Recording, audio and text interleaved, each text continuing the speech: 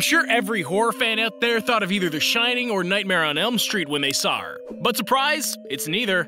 This time, it's 2019's Satanic Panic, and we're about to see a pizza delivery gone worse than bad. Spoiler alert, while I may give you my opinion, that's no substitute for watching it yourself. Links to the film are in the description. Soon, we enter one of the posh houses in the neighborhood, and we hear whimpering coming from upstairs. As we follow the sounds, we see that someone's getting it on in the guest bedroom, and the girl calls us mother. As the girl tries to defend her actions, the mother grabs her and slams her head against the wall before going after the boyfriend. After a nice little heavy metal title screen, we see a woman playing an atrocious song in her room. We eventually see that Sam is just standing outside the pizza place showing her coworkers the video on her phone. Soon, her boss comes out and calls out deliveries for each of them. When Sam comes inside to gather her order, we see that she's really struggling financially, and she heads out to her moped. As she gets ready to leave, she chants a calming mantra, then heads out. When she gets to the delivery, the guy that's waiting on her has her help move a couch inside. The next one after tries to get her to pee on her client. The final customer tries to tip her with her dead husband's sweater. Dream job, everyone! I do not miss those days. Once back at the pizza place, Sam accepts a delivery that goes to a rich section just outside of town. But when she gets ready to leave, her coworker tells her a story. So I'm in there getting it like ribbit, like everybody's all Where is this animalistic orgy? If ribbit's your animal sex sound, I think we found the place for you. As she pulls up to the gate, she pushes the button to call for someone, but the gate simply opens for her. Sam parks right in front of the gigantic house and walks the pizzas up to the front door. When a man answers the door, his stoic attitude makes Sam seem timid, but she eventually gets all the pizzas to him. After she gets him to sign the receipt, she sees that he didn't tip, and she tries to get him back to the door. After there's no answer, she tries to start her moped, but it's unsuccessful. So Sam marches up the steps to the front door again and knocks furiously to get someone to come help her. Sure enough, Sam walks around the house to try and find another way in. When she finds an unlocked door, she sneaks in and hears applause come from the other room. Once she finds the group of rich people gathered in the sitting room, she crosses the sea of people to try and get someone's attention. Suddenly, the woman in front, Danica, asks everyone if they're prepared to give their souls to Satan. Of course, Sam missed out on that part of the speech, but the person she's talking to is trying to warn her away from the festivities. Sam doesn't listen, and she decides to address the entire group. Once one of the members asks Sam if she's a virgin, it becomes painfully clear that she is indeed a virgin.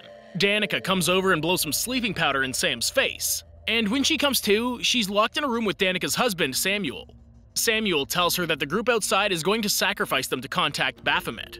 I've never known Satanists to be so forward about their ceremonies. Once Samuel finds out that Sam is a virgin, he tries to warn her that she's going to have the worst outcome of everyone. Samuel chases Sam around the room in his tighty-whities, and he eventually pins her down and tears her shirt.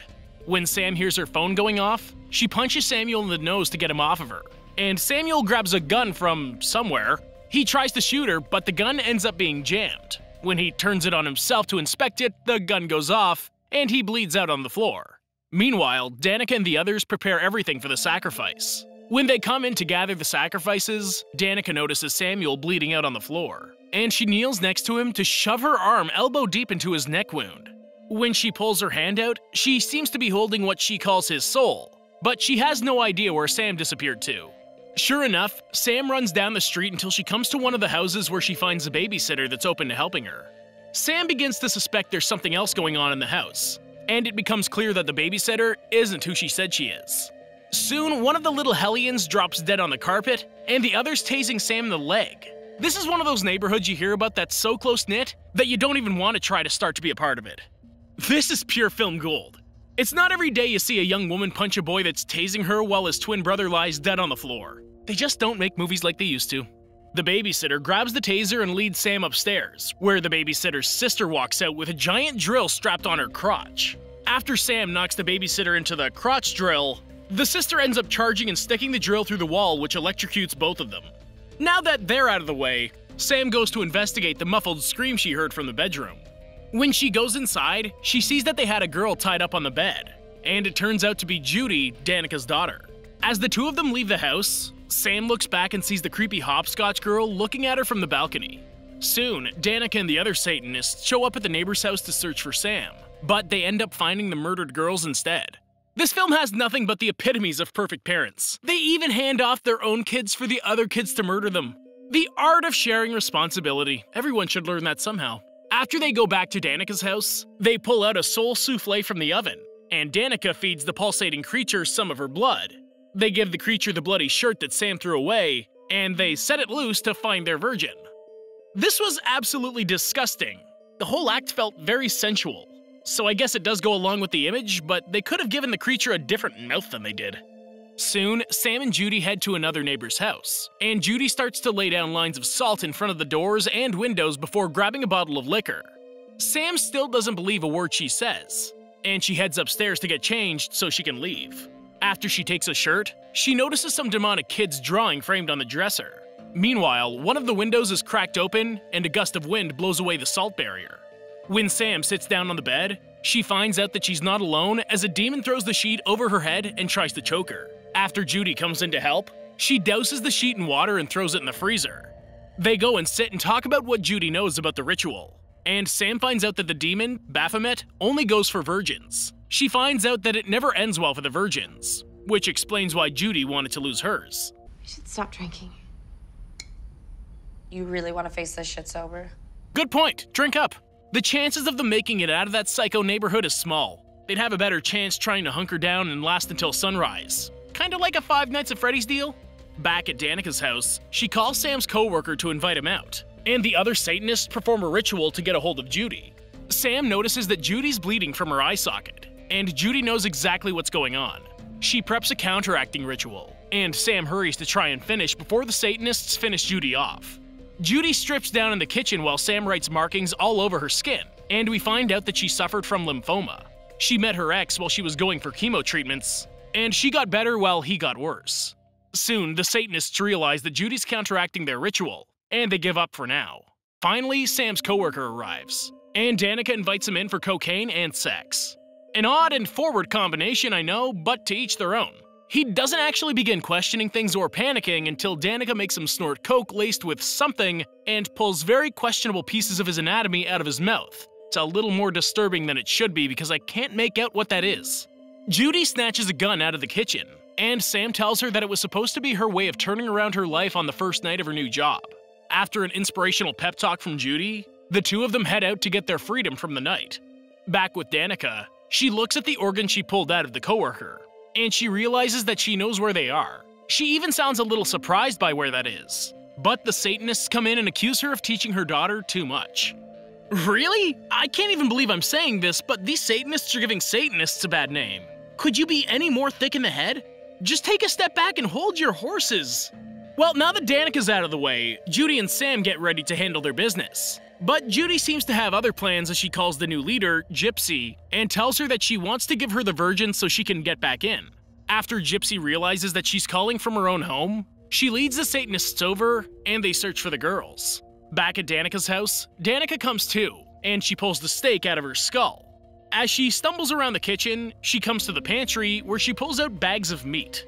Meat sacks? I don't know, but I don't like how she's just chowing down on the things. Danica calls out to Baphomet for help in finding the girls, and we see that they're running through the woods until Sam trips on a tree root and gets separated. The forest starts to play tricks on her, and a tree even comes to life and snatches her. Judy finds her way back just in time to save her, but when they get out of the woods, they're face to face with Danica. Danica tries to talk with them civilly, but that proves to be a moot point as Judy tries to let Sam leave. Before Sam can go, Danica pulls out a piece of jewelry that seems to have some sort of control over Judy's life force. And as she falls to the ground, Sam picks up the gun. That doesn't last long because Danica just pushes her back with an invisible barrier. Sam passes out, and when she comes to, she hears Judy's voice calling her name as they're lying on a ritual table. When they look around, they see that all the Satanists are gathering to begin the ceremony. Danica walks out of the house and makes her way inside the salt circle that one of them's lying down. She passes one of the youngest members and promises that the past is the past, and forgives her for what happened to her. When she gets to Gypsy, she isn't as forgiving. That's terrifying. If I could choose one way not to die, drowning would be the one I'd pick. Something about struggling in your last moments on this earth while you try and salvage what's left is unsettling, while being flooded with water in your lungs. As Gypsy falls to the ground dead, she scrapes a divide in the salt circle of protection. As Danica makes her way to the ritual table, she tells the woman that stabbed her in the skull that she'll never forgive her, and she makes her way to the girls on the table. She warns Sam about the sexual encounter she's about to have. And she tells Judy about how disappointed she is in her after she had given her the opportunity to be the chosen one for Baphomet. Danica turns to the crowd and starts to chant the words that are meant to summon Baphomet, and the crowd joins in when it's their time. As they all put masks on and take their clothes off, an orgy seems to begin. Meanwhile, Sam's lying on the ritual table, and she seems to see Baphomet in the crowd. Sure enough, Sam's belly seems to grow to the size of a 9-month pregnant mother in the matter of seconds. Danica also leans in and slices Judy's throat as a way to get across to Sam. When she gives birth, she sees that it's only 2 little fuzzy bunnies, but she hears a boy call her name. Soon, she wakes up in the backyard of a house. As Sam wakes up, she finds the creepy hopscotch girl has somehow made everyone disappear. And we find out that she's actually Samaziel, a demon that's higher than Baphomet. She shows Sam where Gypsy had broken the salt seal, and she tells Sam that she made everyone disappear. I like this. I would have just conceded a while ago so that it doesn't prolong the suffering and nightmare. I mean, when we get back to reality, Samaziel's standing amongst the Satanists, and she laughs horribly as someone comes up and decapitates Danica. Sam's first response is to grab the remaining bunny and run inside. Logical. Back outside, all of the Satanists are falling to the ground, gasping for air. Samaziel is furious that they would worship a lesser demon such as Baphomet before worshipping someone like her, so she punishes all of them. In the front, Sam hops onto her moped and tries to start it up. Thankfully for her, it starts up this time, and she rides away from the property as Samaziel stands out front and waves with a face full of blood. Sam can't believe that she escapes as she drives down the road. And the next morning, she rushes into work to grab the $5 she left the night before. The boss tells her that she can't bring rodents into the restaurant, and she forcefully tells her that she's not a rodent, she's Judy Jr. Aw, I wasn't expecting any meaningfulness in this film whatsoever. I honestly didn't think she'd be able to trust anyone anyways, but yay for Judy. On her way out the door, she tells her boss that she's leaving to go to Australia, and she happily rides her moped through the town. The end? I don't know why, but I expected something different for an ending. All in all, it was an enjoyable movie though. I'd definitely introduce a few people to it, but it's gotta be your kind of movie. If it is, give it a shot. Thank you for watching, and I hope you enjoyed the video. Don't forget to like and subscribe for more like this one. Comment what you think I should watch next, and I'll see you in the next video.